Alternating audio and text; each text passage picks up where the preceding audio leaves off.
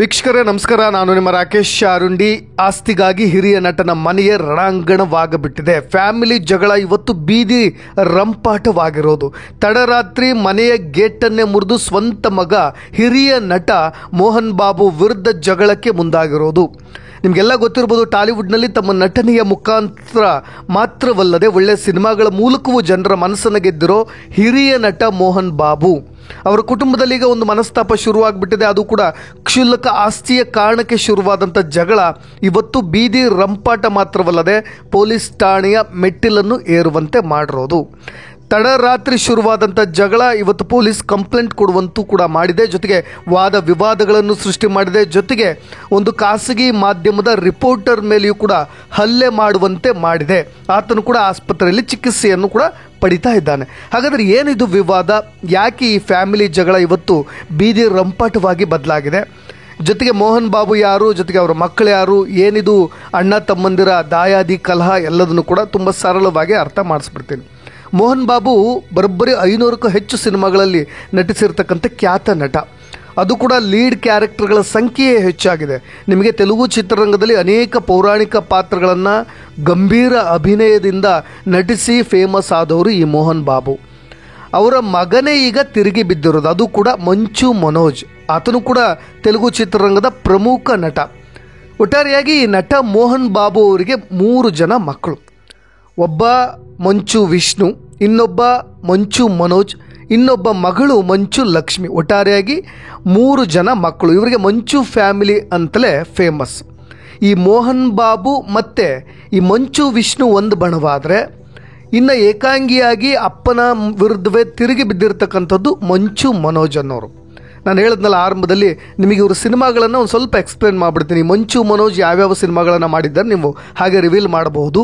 ದೊಂಗ ದೊಂಗದಿ, ರಾಜುಭಾಯ್, ಶ್ರೀ ಅನ್ನೋ ಸಿನಿಮಾ, ನೇನು ನೀಕು ತೆಲಿಸಾ ಅನ್ನೋ ಒಂದು ಸಿನಿಮಾ, ಪ್ರಯಾಣಂ, ಬಿಂದಾಸ್ ಹಿಟ್, ಹೀಗೆ ಈ ಎಲ್ಲ ಸಿನಿಮಾಗಳ ಮುಖಾಂತರ ಚಿತ್ರರಂಗದಲ್ಲಿ ಹೆಸರು ಮಾಡಿರೋರು ಮಂಚು ಮನೋಜ್. ಇನ್ನು ಮೋಹನ್ ಬಾಬು ಬಗ್ಗೆ ನಾವು ಹೇಳಲೇಬೇಕಾಗಿಲ್ಲ, ಯಾಕೆಂದರೆ 500ಕ್ಕೂ ಹೆಚ್ಚು ಸಿನಿಮಾ. ಅದರಲ್ಲಿ ಕೆಲವೊಂದು ನೆನಪು ಮಾಡ್ಕೊಳ್ಳೋದಾದರೆ ಪ್ರತಿಜ್ಞಾ, ಧರ್ಮ ಹೋರಾಟಂ, ಭಲೆ ರಾಮುಡು, ಈ ರೀತಿಯಾಗಿ ಅನೇಕ ಸಿನಿಮಾಗಳ ಮುಖಾಂತರ ಮೋಹನ್ ಬಾಬು ಅವರು ಮಿಂಚಿದ್ದಾರೆ. ಏನೆಲ್ಲ ಆಯಿತು ಅಂತ, ಮನೋಜ್ ಜೊತೆ ಮಾಧ್ಯಮದವರು ಮೋಹನ್ ಬಾಬು ಮನೆ ಬಳಿ ರಾತ್ರಿ ಬರ್ತಾರೆ.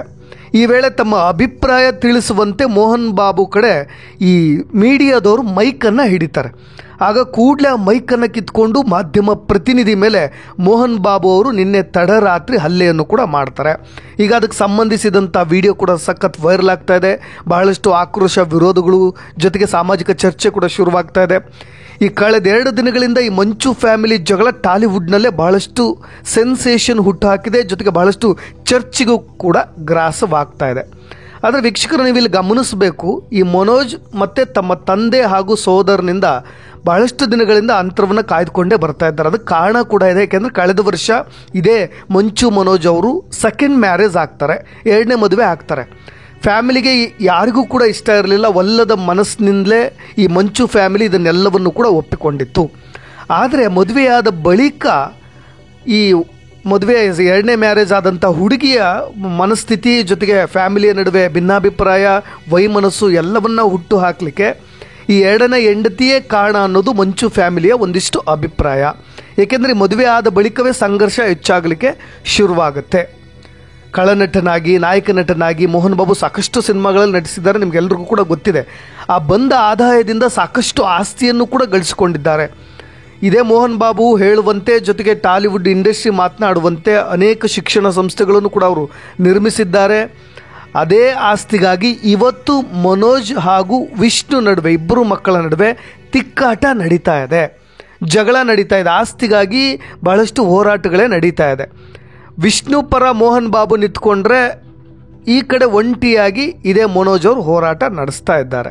ಈ ವಿಚಾರವಾಗಿಯೇ ಕೇಳಲಿಕ್ಕೆ ಹೋದಾಗ ಅಲ್ಲಿ ಮೋಹನ್ ಬಾಬು ತನ್ನ ಮೇಲೆ ಹಲ್ಲೆ ಮಾಡಿದ್ರು, ಜೊತೆಗೆ ಹೊಡಿಲಿಕ್ಕೆ ಬಂದರು ಅಂತ ಈ ಮನೋಜ್ ಕೂಡ ಆರೋಪ ಮಾಡ್ತಾ ಇದ್ದಾರೆ. ಹಾಗಾದರೆ ಈ 1 ವಾರದಿಂದ ನಡೀತಾ ಇರೋ ಹೈ ಡ್ರಾಮಾವನ್ನು ಸಿಂಪಲಾಗಿ ಹೇಳ್ಬಿಡ್ತೀನಿ.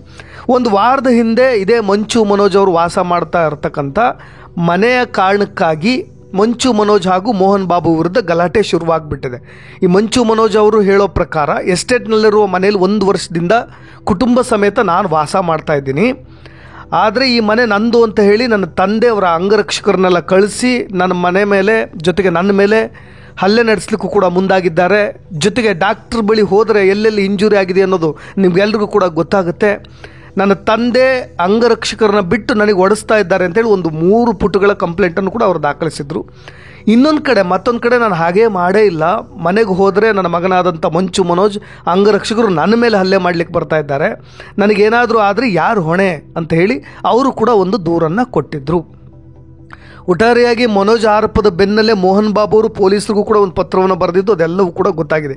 ಈಗ ನಿನ್ನೆ ತಡರಾತ್ರಿ ನಡೆದಂಥ ಘಟನೆಯೂ ಕೂಡ ಭಾಳಷ್ಟು ಸೆನ್ಸೇಷನ್ನು ಕೂಡ ಹುಟ್ಟು ಹಾಕಿರೋದು. ಜೊತೆಗೆ ಇದಾದ ಮೇಲೆ ಒಂದು ಆಡಿಯೋ ಕೂಡ ರಿಲೀಸ್ ಮಾಡಿದ್ದು ನೀವೆಲ್ಲರೂ ಕೂಡ ಗಮನಿಸಬೇಕು. ಇದೇ ಮೋಹನ್ ಬಾಬು ಅವರು ತಮ್ಮ ಮಗಳನ್ನು ಮೋಹನ್ ಬಾಬು ಮನೆಯಲ್ಲಿ ಇಟ್ಕೊಂಡಿದ್ದಾರೆ ಅನ್ನೋದು ಕೂಡ ಮನೋಜ್ ಮಂಚು ಅವರು ಆರೋಪ ಮಾಡ್ತಾ ಇದ್ದಾರೆ. ನಿನ್ನೆ ತಡರಾತ್ರಿ ಯಾಕೆ ಅವರ ಮನೆಗೆ ನುಗ್ಗಿದ್ದಕ್ಕೆ ಕಾರಣ ಏನು ಅಂದರೆ, ಇದೇ ಮಂಚು ಮನೋಜ್ ಅವರ ಮಗಳನ್ನು ಅವ್ರ ಮನೇಲಿ ಇಟ್ಕೊಂಡಿದ್ದಾರೆ, ಮೋಹನ್ ಬಾಬು ಅವ್ರ ಮನೇಲಿ ಇಟ್ಕೊಂಡಿದ್ದಾರೆ, ಕಳಿಸ್ತಾ ಇಲ್ಲ ಅನ್ನೋ ಒಂದು ಉದ್ದೇಶಕ್ಕೋಸ್ಕರ ಮೋಹನ್ ಬಾಬು ಮನೇಲಿ ಇಟ್ಕೊಂಡಿದ್ದಾರೆ, ಆಕೆನ ಕಳಿಸ್ಕೊಡ್ತಾ ಇಲ್ಲ ಅಂತ ಮನೋಜ್ ದಂಪತಿ ಆರೋಪ ಮಾಡಿದ್ರು. ಈ ಬಗ್ಗೆ ಕೇಳಲಿಕ್ಕೂ ಕೂಡ ಮನೋಜ್ ತಮ್ಮ ತಂದೆ ಮೋಹನ್ ಬಾಬು ಮನೆಗೆ ಹೋದಾಗೆ ಇದೆಲ್ಲ ದೊಡ್ಡ ರಾಧಾಂತವು ಕೂಡ ನಡೆದಿರೋದು. ಅದಕ್ಕೆಲ್ಲ ಇನ್ಸೈಡ್ ಕಾರಣ ಕೂಡ ಆಸ್ತಿಯ ವ್ಯವಹಾರಗಳು ಕೂಡ ಇದೆ ಅನ್ನೋದು ಎಲ್ರಿಗೂ ಕೂಡ ಸಹಜವಾಗಿ ಗೊತ್ತಿದೆ.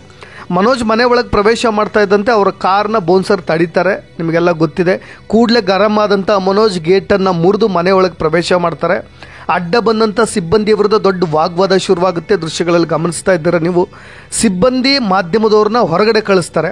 ಬಳಿಕ ನಮ್ಮ ಮೇಲೆ ಹಲ್ಲೆಗೆ ಮುಂದಾಗಿದ್ದಾರೆ ಅಂತ ಹೇಳಿ ಮನೋಜ್ ಬಂದು ಆರೋಪ ಮಾಡಲಿಕ್ಕೆ ಶುರುವಾಗ್ತಾರೆ. ಅದಾದಮೇಲೆ ಮಾಧ್ಯಮದವ್ರನ್ನ ಹೊಳ ಕರೆಯೋದು. ಅಷ್ಟರಲ್ಲಾಗಲೇ ಮೋಹನ್ ಬಾಬು ಇವೆಲ್ಲ ಟೆನ್ಷನ್ಗಳಿಂದ ಗರಂ ಆಗಿದ್ದರು. ಆಗ TV9 ತೆಲುಗು ಮಾಧ್ಯಮ ಪ್ರತಿನಿಧಿ ಮೈಕ್ ಹಿಡಿದು ರಿಯಾಕ್ಟ್ ಕೇಳಲಿಕ್ಕೆ ಬರ್ತಾರೆ. ಏನಿದು ಜಗಳ ಅಂತ ಹೇಳಿ ಕೇಳಲಿಕ್ಕೆ ಬರ್ತಾರೆ. ಆ ಮೈಕನ್ನು ಕಿತ್ಕೊಂಡು ಅವ್ರ ಮೇಲೆ ದಾಳಿ ನಡೆಸಿರೋದಂತೆ.